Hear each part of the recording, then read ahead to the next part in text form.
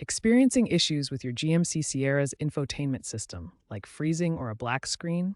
This section clarifies the two main reset types: reboots and factory resets. The infotainment system can freeze or show a black screen due to glitches or software conflicts.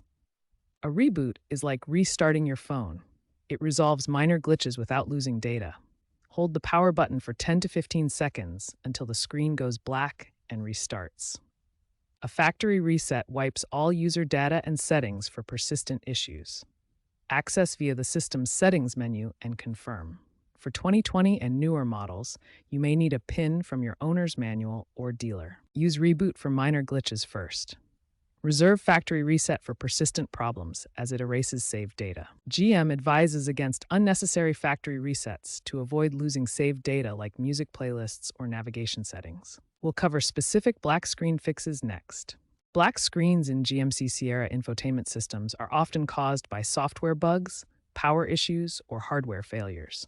Let's go through the troubleshooting steps systematically. First, check the 15A infot fuse in the fuse box under the dashboard.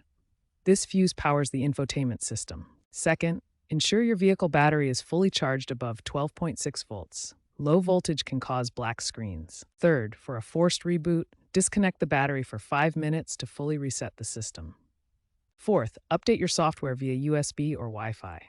Updates often include patches for black screen issues. If the problem persists, it could be an electrical glitch requiring professional assistance.